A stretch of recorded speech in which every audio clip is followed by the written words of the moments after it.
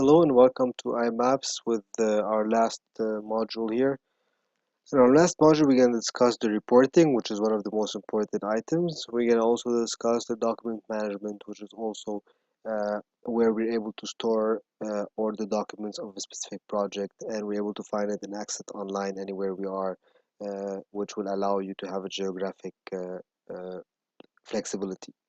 So if you click on reporting, as you can see in the reporting, you have multiple modules. You have estimate and budget, which we discussed under estimation. You can click on that, and then you can see all the list of reports. You have more than 50 reports, even 70 reports that are also interchangeable and that have a lot of data choices. So you can choose the difference between percentage completes, you can choose dates, you can really alter each and every report. And most of those reports, all of those reports can actually come. So I'm going to try the demo project, if you remember, and then control budget by cost type, the video 5. Once you click on generate report, it will download at the bottom in Excel. Just click on it, open in Excel, and then you're able to see that report here by type, and you can also see the actual cost, and those reports are live. I'm gonna choose another one right now.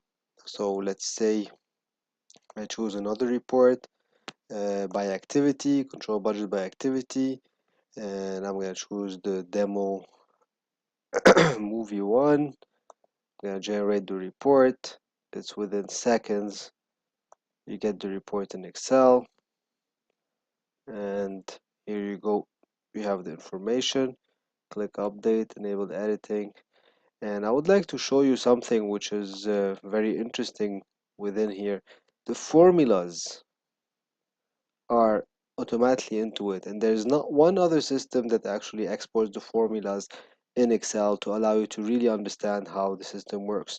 So as you can see here, you also have the change. Remember we said the road paving change, which we put $100,000 where we did the actual module and estimation. So you have all that information in there that will allow you to do it. That's a 1 second deal. You don't have, it's very easy to edit it if you want to edit it for the client, and you have more than 50 reports to do it and to manage the project with.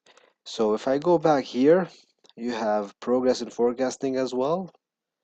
Say detailed report. You can choose the project demo movie, and then you can also run it right away. You have some labor detailed report only for labors, which you can also choose a specific cost code. Let's say which we chose the video demo movie, and you can also choose the cost code, which will automatically come here. You can run a report specifically or with percentages. uh, you can have the period summary report, which will allow you to choose data ranges here, as you can see.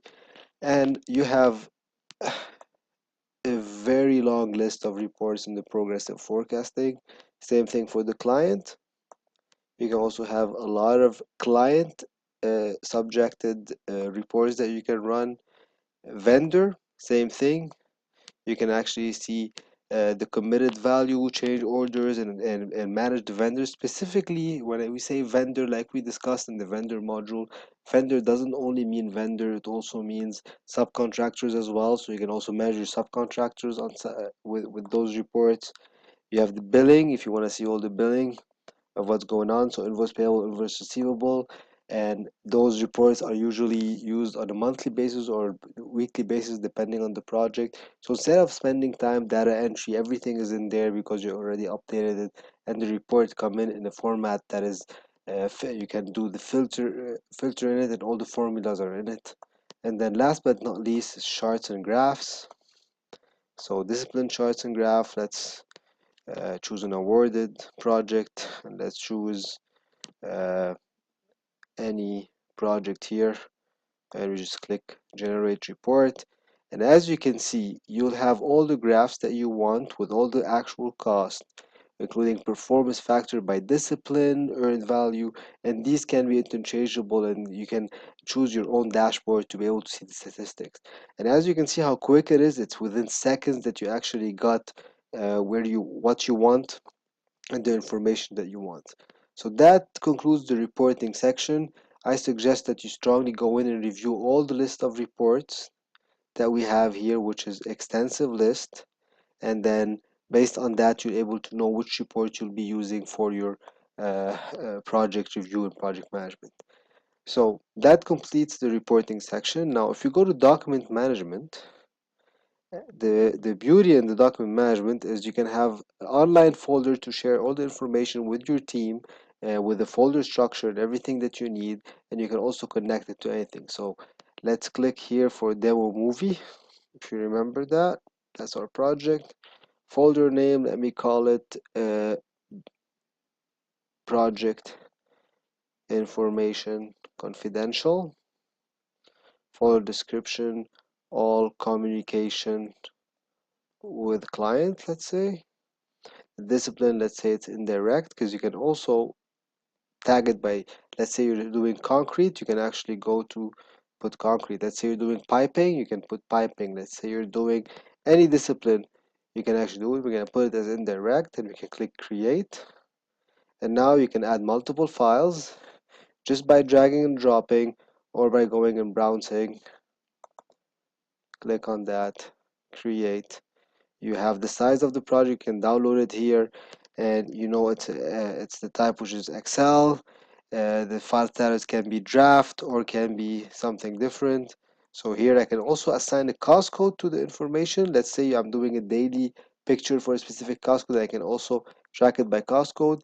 I can put it as pending or final document if people are reviewing it, and I can also put references, other documents within the system.